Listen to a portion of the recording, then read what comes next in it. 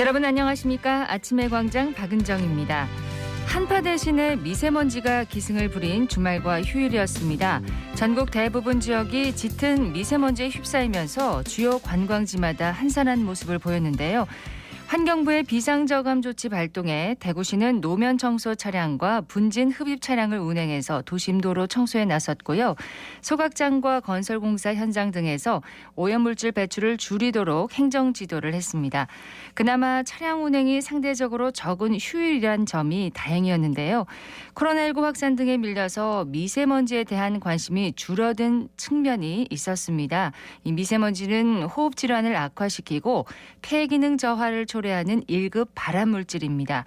중국발 미세먼지에 대한 근본적인 대응은 장기 과제로 두더라도요. 국내에서 발생하는 미세먼지만큼은 발생 단계에서부터 줄이려는 노력 적극적으로 해야겠습니다. 1월 9일 월요일 아침의 광장입니다. 먼저 이 시각 교통 상황과 날씨 듣겠습니다. 서유리 리포터. 네, 먼저 고속도로 상황입니다. 경부고속도로 부산 방향 70 물류 부근 147km 지점에서 사고 발생했었는데요. 현재는 4차로와 갓길에서 사고 관련 잔재물 처리 중입니다. 반대 서울 방향으로 북대구 134km 지점 3, 4차로에 화물차 관련 사고 역시 있었는데요. 현재 사고 처리는 완료됐지만 일대 4km 구간 정체되고 있습니다. 같은 방향으로 좀 더 지나서 금호분기점 140km 지점에서 칠곡분기점 144km 지점까지 4km 구간도 제속도 못 내고 있습니다. 이어서 중앙고속도로 춘천 쪽 살펴봅니다. 동명휴게소 부근 123km 지점부터 다부터널 125km 지점까지 2km 구간 정체되고 있습니다. 이어서 시내도로 살펴봅니다. 화랑로 효신내거리에서 효목내거리 방향 신호주기에 따라 밀림과 풀림 반복하고요. 대학로 복현오거리에서 경북대학교 서문삼거리 방향은 서문삼거리 신호 한두 번 받고 지납니다. 신천대로 상동교 방향 침상교 지하차도 일대는 차간거리 좁힌 채로 이동하고 국채보상로는 서대구공단 내거리부터 서성내거리까지 양방향 서행합니다. 서성내거리부터 공평내거리 구간은 양방향 소통 원활하지만 공평내거리부터는 다시 속도 떨어져서 동신교까지 막힙니다. 끝으로 날씨입니다. 오늘 경북 북부는 대체로 흐리고 대구와 경북 남부는 대체로 맑은 날씨 보입니다. 경북 서부 내륙에는 오늘 아침 0.1cm 미만의 눈이 날리거나 빗방울 떨어지는 곳 있겠는데요. 떨어진 눈이나 비가 지면에 얼어붙어 도로에 살얼음 끼는 곳이 있겠습니다. 보행자 안전과 차량 운행 시 교통안전에 유의하시기 바랍니다. 오늘 낮 최고 기온은 7에서 12도 분포 보이겠고 미세먼지는 좋음 수준 나타냅니다. 현재 대구의 기온은 영하 0.8도, 습도는 65%입니다. 지금까지 서유리였습니다. 지역 시사정보 프로그램의 중심, KBS 대구 제1라디오 아침의 광장을 듣고 계십니다. 월요일 아침의 광장 함께하고 계신 지금 시각 8시 33분 지났습니다. 자, 오늘 아침 지역의 주요 뉴스부터 살펴보겠습니다. 뉴스민의 천용길 기자, 매일신문 배주연 기자 함께합니다. 두 분 어서 오세요. 네, 안녕하십니까. 예, 첫 소식 듣겠습니다. 네, 얼어붙은 경기 때문에 많은 분들이 힘들어하실 텐데요. 지난해 대구 경북 임금 체불 현황이 공개가 됐습니다. 네. 이 대구고용노동청에 따르면 지난해 임금 체불 인원은 18,600여 명이고 이 체불 금액은 총액으로 1,205억 원 규모였습니다. 지역별로 보면 이 대구지청 산하는 293억 원, 이 포항은 273억여 원, 이 대구 서부지청은 268억 원 순이었습니다. 네. 특히 영주지청의 경우에는 이 44억 원이 임금 체불이 발생했는데 이 전년도가 27억 원 정도였는데 이보다 약 61%나 증가했습니다. 이 영주지청 관할 지역이 영주, 봉화, 문경, 상주 지역인데 임금 체불액 자체가 좀 급격하게 늘어난 건데요. 네. 업종별로 보면 제조업이 443억 원으로 가장 많았고 이 다음이 건설업, 음식, 숙박업 순으로 확인이 됐습니다. 업체 규모로 보면 역시 가장 많은 임금 체불 규모를 차지하고 있는 것이 5인에서 29인 미만 사업장이 약 41% 차지했습니다. 그리고 5인 미만 사업장이 36.9%를 차지했는데요. 네. 이 같은 임금 체불이 지난해 기준이었지만 올해까지도 지급되지 않았다면 이 설을 앞두고 사실 상당히 좀 힘들어하실 분들이 많을 겁니다. 그렇죠. 때문에 대구고용노동청은 오는 20일까지 임금 체불 예방 및 조기 청산을 위한 집중 지도 기간을 운영하기로 했는데요. 1억 원 이상이거나 30인 이상 고액 집단 체불이 발생하거나 우려가 있는 경우 직접 현장 출동에 나서기로 했고요. 예. 또 임금 체불로 어려움을 겪고 있는 노동자들을 위한 생활안정 지원 대책도 마련을 했다고 합니다. 이 생계비 융자를 지원하고 이 체불 청산 지원 사업주에게도 융자를 집행하는 이 제도를 안내하고 있는데요. 예. 임금 체불로 어려움을 겪고 있는 노동자 그리고 또 사업주들 만약에 어려움이 따른다면 대구고용노동청을 통해서 이 제도를 활용하는 것도 좋은 방안이 아닐까 싶습니다. 네, 지원 제도를 좀 활용을 하셔야겠습니다. 네. 다음 소식 듣겠습니다. 네, 홍준표 대구시장이 미국 라스베이거스에서 열리는 세계 최대 가전 IT 박람회죠. CES에 참석해 글로벌 기업을 대상으로 대구 투자 유치 요청에 나서고 있습니다. 네. 지난 7일 홍 시장과 이만규 대구시의회 의장 등은 글로벌 자동차 부품 기업인 발레오 전시관을 방문해 발레오사 공장의 대구 유치에 따른 후속 협력 방안을 논의했습니다. 발레오는 지난해 7월 대구에 첨단 부품 공장을 설립하고자 약 5,600만 달러를 투자하기로 했습니다.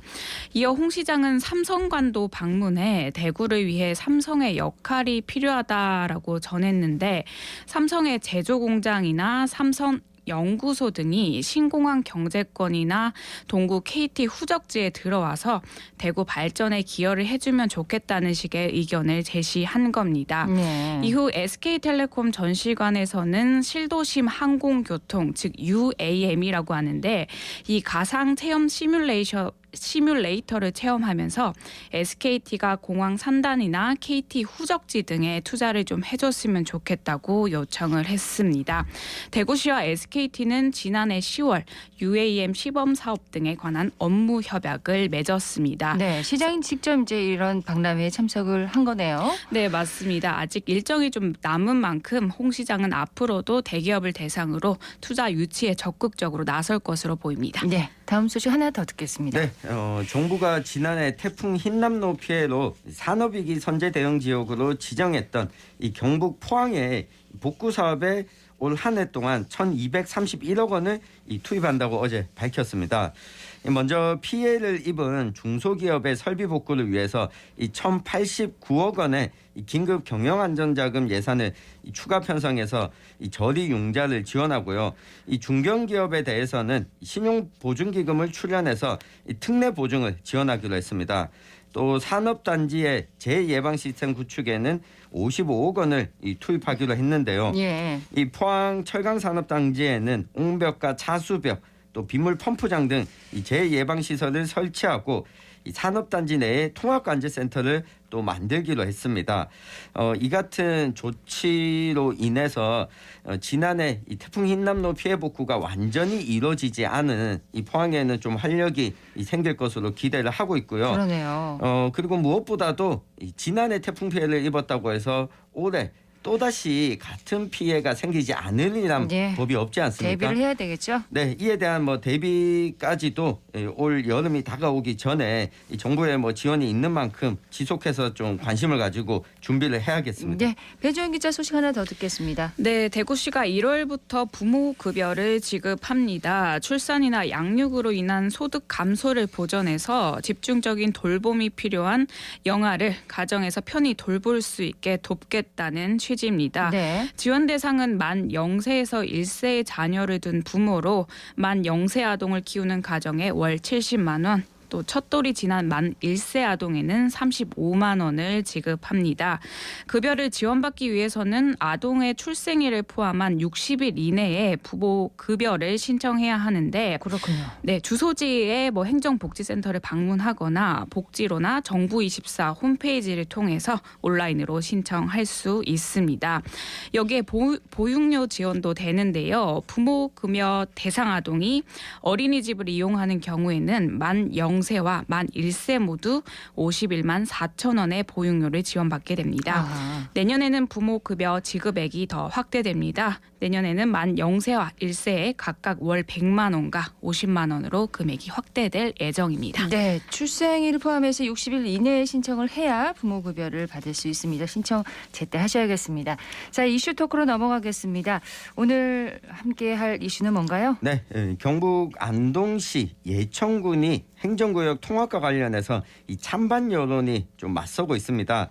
당장 실생활에 불편을 겪고 있는 경북도청 신도시 주민들은 이 통합에 적극적인 입장이지만 예천군 입장에서는 좀 반발을 하고 있는데요.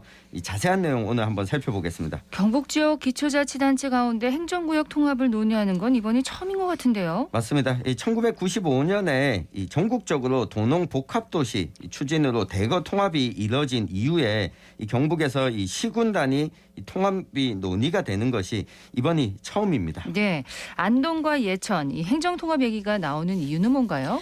경북 도청 이전과 관련이 있습니다. 도청이 안동과 예천에 좀 걸쳐 들어오게 되면서 안동엔 행정기관이 예천에는 주거와 상업시설이 들어섰는데 이로 인해 행정권과 생활권의 이원화가 발생했습니다.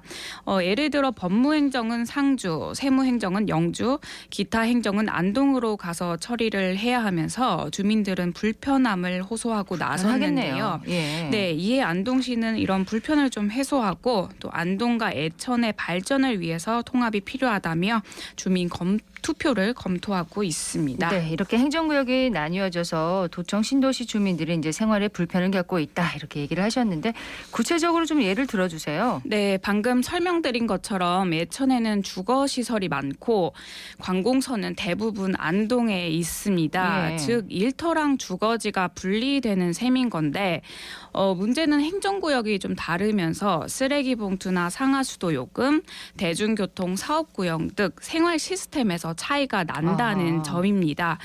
심지어 도로 하나를 두고 자녀들의 학교 진학 문제를 겪기도 하고 안동 예천의 출산 장려금 정책도 다르면서 주민들은 혼란스러워하고 있습니다. 근데 예천군 입장은 좀 다르다면서요? 통합에 반대하고 있다면서요? 그렇습니다.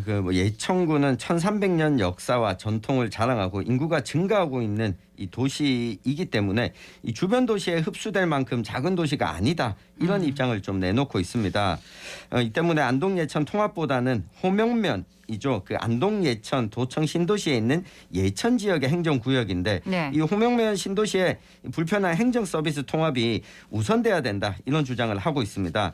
이 행정통합 반대추진위원회가 오늘 예천군청에서 또 기자회견을 열 예정인데 이 통합된 전국 지자체 가운데 재정이나 행정 또 지역 간 갈등과 격차 때문에 행정 통합에 실패한 사례가 많다면서 네. 이 섣부른 통합에 대한 경계 목소리를 내고 있습니다. 행정통합에 실패한 사례라면 어떤 지역이 그렇나요? 네, 반대추진위원회 쪽에서 들고 있는 것은 2010년에 통합한 이 통합창원시입니다.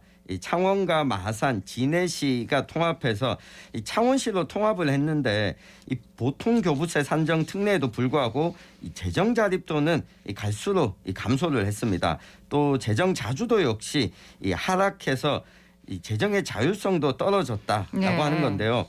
이 통합창원시의 경우에 2023년도 올해 본 예산이 약 3조 7천억 원인데 이 같은 경남권인 인근 진주시 예산과 비교했을 때 만약 통합하지 않고 분리가 되어 있었더라면 이 마산 지역 예산만 2조, 진해는 1조 4천억, 이 창원은 2조 6천억 원으로 따로따로 있을 경우에 6조 원의 예산이 편성됐을 텐데 네. 이 통합하고 나니까 3조 7천억 원으로 줄었다. 오히려 이 통합하는 바람에 이 예산 지원액이 줄고 이 손실을 보고 있다는 점을 지적하고 있습니다. 오히려 통합해서 예산 지원을 더 적게 받는다 이런 말이네요. 그렇습니다. 뭐 안동과 예천이 통합할 경우에도 1+1이 2가 되는 것이 아니라 1.5가 된다. 이런 지적을 하고 있는데요. 네. 게다가 창원시는 인구가 늘고 있지만 구 마산과 진해 지역은 인구가 또 감소하고 있다 보니까 이 통합 전보다 못하다 이런 말들이 이 주민들 사이에서 나오고 있기 때문에 네. 안동 예천도 이 통합이 적절치 않다 이런 주장을 하고 있습니다. 안동과 예천이 통합하면 규모는 상당해지겠죠? 네, 그렇습니다. 현재 강원도 홍천군이 전국 시군 면적 1위인데 이보다 더 큰 면적을 가지게 됩니다. 또 제주도보다 더 커진다고 합니다. 하지만 규모가 커진다는 점이 통합 반대의 이유 중 하나로 꼽히는데요. 네. 즉 한 명의 단체장이 36개의 행정복지센터를 관할하게 되면서 행정 서비스의 질 저하를 불러일으킬 수 있다는 것입니다. 실제로 문경시와 점촌시, 영주시와 풍기군, 안동시와 안동군이 통합하면서 도시 외곽의 읍면 지역이 쇠퇴한 사례도 발생하기도 했습니다. 네, 지역이 관할 지역이 이제 넓어지면서 행정 서비스 질은 더 떨어질 수 있다 이렇게 우려를 하고 있는데 아까 이제 신도시 주민들이 생활에 불편을 겪고 있다고 했잖아요. 이거는 좀 빨리 해결이 돼야겠습니다. 네, 뭐 몇 가지 방법이 있습니다. 첫 번째는 행정 통합을 해서 일어나는 방법이고 이 다른 하나는 이 반대 추진위원회 쪽에서 제안하는 안인데요. 2019년 위례 신도시처럼 지자체들이 행정 거버넌스 협의체를 활용해서 문제를 해결하자는 겁니다. 네. 특히 2021년부터 특별지방자치단체 연합을 구성하는 게 이 법적으로도 뒷받침이 가능해졌거든요. 그래서 이걸 통해서 함께 행정 서비스를 일어나는 것은 풀 수 있다라고 주장을 하고 있습니다. 통합하지 않고. 네, 통합하지 않고도 연합체를 통해서 뭐 교통체계나 행정체계 조정이 가능하다라고 하는 거고요. 마지막은 예천 안동을 벗어나서 이 독자적인 도시로 독립하는 방안도 거론되고 있습니다. 실제로 충남도청 신도시, 내포 신도시 그리고 또 전남도청 신도시도 남학 신도시 여기에도 이 두 개의 기초자치단체가 걸쳐져 있는 지역이거든요. 예. 때문에 경북도청도 특정한 이름을 가진 신도시 이름을 정하려고 했었는데 이게 안동시와 예천군에서 이 별도의 행정구역으로 만들어질 것을 우려해서 그냥 경북도청 신도시라고 붙였는데 네. 이 방안도 지금 경북도청 신도시 주민들 사이에서는 좀 나오고 있습니다. 아예 그냥 다른 신도시로 그렇습니다. 뭐 거의 독립한다고 해야 독립하는 되나? 방안도 이야기가 나오고 있습니다. 세 가지 방법이 있긴 하네요. 자, 두 기자께서는 안동과 예천의 행정통합 문제를 어떻게 보세요? 저는 속도 조절과 소통이 필요하다라고 생각을 합니다. 김학동 예천 군수는 지난해 권기창 안동시장과 만나서 안동 예천 통합을 청춘 남녀에 빗댔었는데요. 네. 그 발언에 좀 따르면 청춘 남녀가 서로 맛집도 찾아다니고 영화도 보러 다니고 이렇게 사귀다 보면은 자연스레 결혼에 함께 한 집에서 살자는 얘기가 나올 것이다라고 전했습니다. 그래서 이처럼 급하게 행정 통합에 나설 게 아니라 통합 행정 시스템 구축 등을 통해 두 지역 간의 생활 시스템을 좀 공유해가면서 맞지 않는 부분을 맞춰 나가는 좀 이른바 연애 과정이 좀 필요한 게 아닌가 싶습니다. 네, 좀 시간이 필요하다. 네, 그런 맞습니다. 얘기시고요. 네, 근데 뭐 안동 예천 행정통합 이야기가 나온 것은 이미 2014년, 15년 이 경북도청 신도시 건립 당시부터 나왔습니다. 그렇죠. 특히나 당시 연구자로 경북도청 신도시 안동 예천 통합을 주장했던 게 지금 권기창 안동시장이거든요. 네. 그렇기 때문에 계속 좀 논의가 될 것 같고요. 다만 한편으로는 긍정적인 것은 지금 뭐 시군 통합 문제가 이 주민들의 반대 때문에 밀어붙이지는 못하고 있거든요. 예. 1995년 도농복합도시 추진 때나 이전에 이 도시 간 통합이 있을 때는 중앙정부에서 밀어붙여서 행정구역 개편이 가능했는데 지금은 그렇지 않다는 점. 네. 이 부분은 그만큼 공감대 형성이 중요하다는 거고요. 다만 한 가지는 이게 안동예천 문제뿐 아니라 지방도시 몰락이 계속 다가오면서 인구 감소로 인해서 주변과 통합하자라는 이야기가 계속 나오고 있어서 네. 이거 중앙정부 차원에서 좀 행정구역 체계 개편이나 이런 논의도 좀 필요한 때가 아닌가 싶습니다. 어쨌든 이 지역 도청 신도시에서 살고 있는 주민들의 의견을 많이 들어야 되겠고, 네. 또 이 불편한 점을 빨리 좀 개선해 나가야겠습니다. 그렇습니다. 해소할 수 있는 부분은 빨리 털고 나가는 게 좀 필요해 보입니다. 뉴스민의 천영길 기자, 매일신문 배주현 기자였습니다. 두 분 고맙습니다. 감사합니다.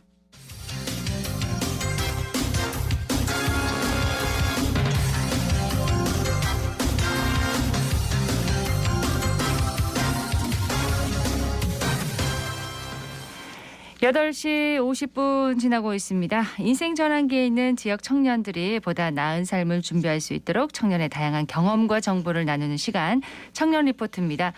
국무조정실 청년정책조정위원회 추현호 위원과 함께합니다. 어서 오십시오. 안녕하세요. 예, 새해 복 많이 받으시고요. 네, 박광원 선생님 새해 복 많이 받으시고 청취자 여러분도 새해 복 많이 받으세요. 늘 건강하시길 바라겠습니다. 고맙습니다. 자, 새해 첫 시간인데 오늘 전해주실 내용은 뭔가요? 네, 지역 균형 발전과 청년 커뮤니티 있어서 정말 중요한 대학이 있는데요. 그중에서도 지방대학 정시 미달 사태가 요즘 좀 심각한 부분이어서 이 부분에 대한 이야기 나누려고 합니다. 그렇습니다. 지방대학 지금 쉽지 않은 상황이죠. 네, 현장에서는 그 지방대학들이 벚꽃 피는 순서대로 문을 닫을지 모른다. 이런 우려가 정말 큰데요. 이 말 무서워요. 네, 무섭습니다. 네. 벚꽃이 서울 수도권으로부터 먼 곳, 그러니까 따뜻한 곳들로부터 피잖아요. 네. 수도권에서 멀리 떨어져 있는 대학일수록 살아남기가 쉽지 않다 그런 뜻인데 그 우려가 현실이 되고 있는 상황입니다. 세 가지 정도의 지표로 이런 우려가 지금 상당히 현실화되고 있다 이렇게 보여지고 있는데요. 우선은 수시 모집 등록자 수입니다. 수시 모집이라는 게 미리 합격을 하고 등록 의사를 밝히는 그런 거라서 정시 모집에 앞서가지고 정원 대비 충원을 보면 대학 입장에서는 정시 모집에서의 충원 부담이 줄어들게 되는데요. 네. 2023학년도 그 대입 전형의 경우에는 지방대 수시 모집 전형에 합격하고 난 다음에 합격증을 받고 등록하지 않은 학생 수가 3만 3천여 명에 이른다고 합니다. 이 숫자는 지방대 수시 정원 전체 중에 약 20%에 해당하는 숫자인데요. 그런데 이 숫자가 수도권 지역과 비교했을 때 지방대 미등록 비율이 유독 높은 상황인 거죠. 그렇군요. 수시 등록률이 아주 중요한 지표가 될 수 있겠는데 또 어떤 게 있나요? 네, 가장 중요한 정시 모집 충원율입니다. 학생들이 보통 여러 대학에 지원을 하게 되는데 전형에 따라서 3개 정도까지 지원을 하게 되므로 그렇죠. 그 대학의 입장에서 보면은 정원 모집 경쟁률이 3대 1 정도가 되었을 때 충원을 한다라고 통계적으로 역계산을 해볼 수가 있는 거죠.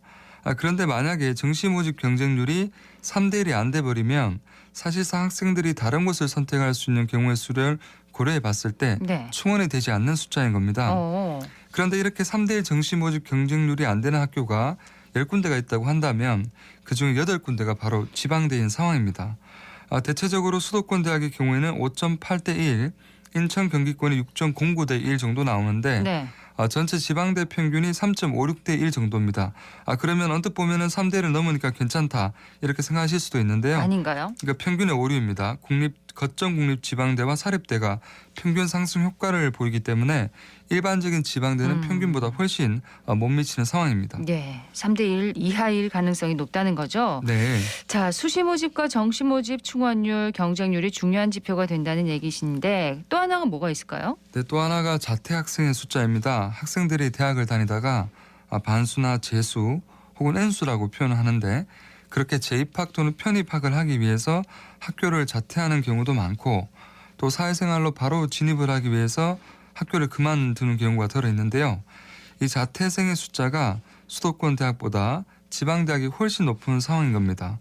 그 학생들 입장에서는 이왕 대학에 돈을 많이 내고 공부할 거면 좀 더 열심히 해서 본인이 만약 수도권 대학을 목표로 했다면 애초에 우선 수능을 다시 치던가 해서 대학을 입학을 해두고 또다시 준비를 해서 지속적으로 대학 입학을 준비하고 지원해보는 그런 상황인 겁니다. 자, 이렇게 이제 학생 수가 계속 준다는 건데 이렇게 되면 어떤 문제들이 생기는 건가요?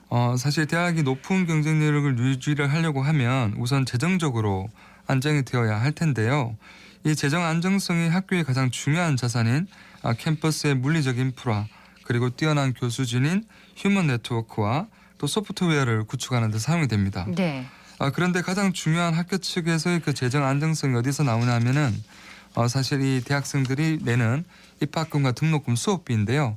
학생 수 자체가 줄어버리게 되면 이렇게 확보하는 재정 수입 면에서 타격이 불가피하게 되는 그렇죠. 거죠. 그렇게 되면 자연스럽게 학교의 경쟁률이 시간이 갈수록 약화되고 또 경쟁률이 떨어지게 되면 학생들이 선호하는 수도권 중심의 몇 대학에 또 더 몰리게 되는 그런 몰림과 쏠림 현상이 지속되기 때문에 이런 부분에서 심각한 문제가 지속된다고 볼 수 있습니다. 자, 어떤 걸 준비를 좀 해야 할까요? 무엇보다 지방대학이 안정적으로 운영이 되고 경쟁력을 유지할 수 있도록 하기 위해서 지방대학과 지방과 중앙정부의 재정 지원이 시급한 상황이기 때문에 지금 그런 부분들에 대한 목소리도 높고 네. 또 정부에서는 지방시대라고 해서 이제 지방대학에 지방의 자치권을 주기 위해서 여러 가지 준비를 하고 있는 단계인데요. 또 학생들만의 문제가 아니라 또 민관학 트라이앵글이 지속적으로 이 해결책 마련을 위해서 노력을 하고 있는 상황입니다. 하지만 전국에 개설된 반도체 25개 학과의 사례만 보더라도 이번에 서울 경기 지방권대학의 학과 경쟁률이 기존의 서울 경기 지방대학 경쟁률과 유사하게 나타나고 있거든요. 네. 그러니까 지방대 경쟁률을 올리는 데 큰 기여를 하고 있다고 쉽게 보여지지 않는 상황입니다. 단편적인 솔루션 몇 개로 해결되기에는 문제가 상당히 크고 다면적인 각도에서 바라보고 접근해야 된다는 생각입니다. 자, 이런 상황에서 우리 청년들이 어떤 부분을 좀 명심해야 할까요? 사실 지방대에 다니면서도 글로벌한 환경과 또 좋은 교수님들과 인적 네트워크를 통해서 이렇게 사회로 진입할 수 있는 기회가 상당히 많이 있거든요. 네. 본인의 계획과 목표만 명확하다면 저는 지역의 한계성을 충분히 뛰어넘을 수 있다고 생각을 합니다. 이제는 글로컬 시대이기 때문에 지방대학에서도 무조건 서울 경기권의 대학을 묻지마 형식으로 추구하기보다는 자신의 진로를 고민해서 경쟁력을 키워나갔으면 좋겠다. 이렇게 말씀드리고 싶습니다. 네. 계획과 목표를 명확하게 세워라. 이렇게 조언을 해주셨습니다. 고맙습니다. 네, 고맙습니다. 국무조정실 청년정책조정위원회 추현호 위원이었습니다. 오늘 대구 경북 지역 구름 많다가 오후부터 맑아지겠습니다. 낮 기온 7도에서 12도 분포로 어제보다 1도가량 높겠고요. 미세먼지 농도는 오늘 보통 수준을 보이겠지만 오전에 일시적으로 나쁨 수준을 나타내기도 하겠습니다. 경북 동해안을 중심으로 대기가 매우 건조하고요. 바람도 강하게 불고 있습니다. 산불 등 각종 화재 예방에 계속 유의하셔야겠습니다. 아침의 광장 월요일 순서 여기까지입니다. 박은정이었습니다. 고맙습니다.